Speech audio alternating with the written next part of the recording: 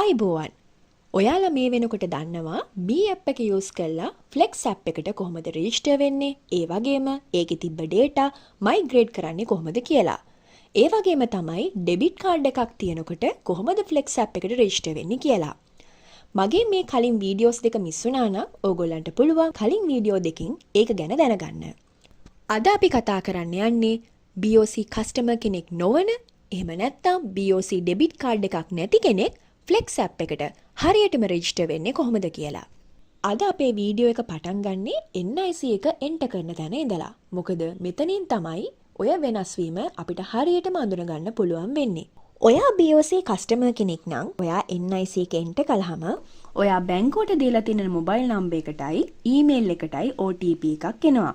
ඔයා BOC customer කෙනෙක් නොවන කෙනෙක් නම් NIC එක enter කරපු වෙලාවට ඔයාට එනවා ඊමේල් එක සහ මොබයිල් නම්බර් එක enter කරන්න මෙන්න මේ විදිහේ ස්ක්‍රීන් එකක්. ඔයා ඒ වෙලාවේ අලුතෙන් enter කරපු ඊමේල් එකටයි මොබයිල් නම්බර් එකටත් OTP එකක් එනවා.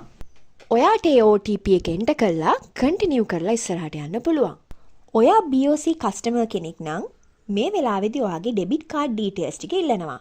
ඔයාලගේ debit card එකක් තියෙනවා නම් ඔයාට ඒ විස්තර enter කරලා ඉස්සරහට යන්න පුළුවන්. ඔයාට debit card එකක් නැත්නම් ඔයාට පුළුවන් මෙතෙන්දී මේක skip කරලා යන්න.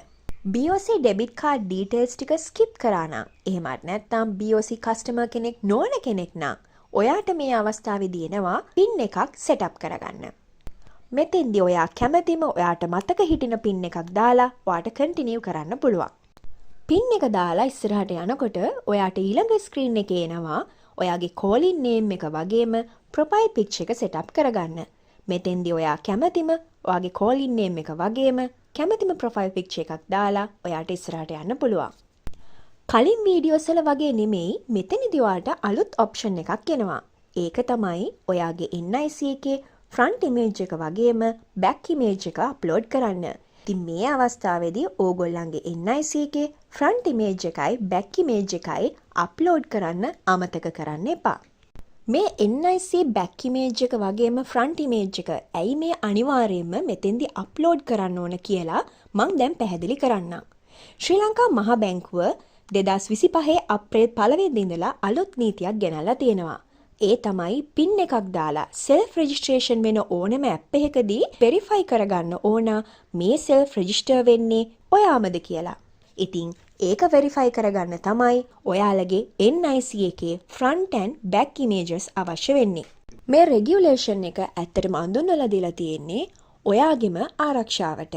ඉතින් ඕගොල්ලෝ අප්ලෝඩ් කරන වෙලාවේදී ඕගොල්ලන්ගේ හරිම ප්‍රොෆයිල් පික්චර් එක වගේම හරිම NIC එක අප්ලෝඩ් කරන්න අමතක කරන්න එපා. මෙතනදී ඔයා අප්ලෝඩ් කරපු ඉමේජස් එක බැංකින් සයිඩ් එකෙන් යනවා වෙරිෆිකේෂන් එක.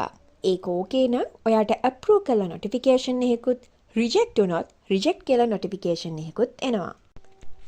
රිජෙක්ට් වුණා කියලා මෙතෙන්දි කරදර වෙන්න අවශ්‍ය නැහැ. මොකද ඔයාට අහපෝ මේ ඇප් එකට ලොග් වෙනකොට ඒ ඔයාගේ වැරදියට අප්ලෝඩ් කරලා තියෙන ඉමේජස් හරියට අප්ලෝඩ් කරන්න chance එකක් දෙනවා. කලින් අවස්ථාවලදී වගේම මෙතනදිත් එනවා biometric enable option එක.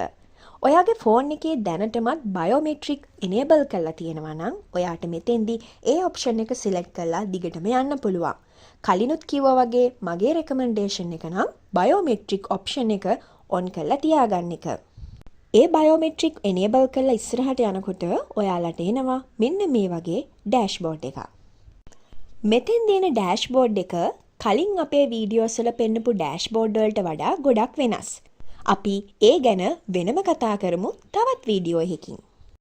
අපි දැන් කතා කරපු ක්‍රම කීපෙන් එකකටවත් ඔයාට මේ Flex app එකට register වෙන්න බැරි නම් ඔයාට ළඟම තියෙන ලංකා බැංකුවකට ගිහිල්ලා ඒ හරහා ඔයාට මේ Flex app එකට register වෙන්න පුළුවන්. අපි ඊළඟ වීඩියෝ එකකින් Flex app එකේ dashboard එකේ features ගැන කතා කරමු.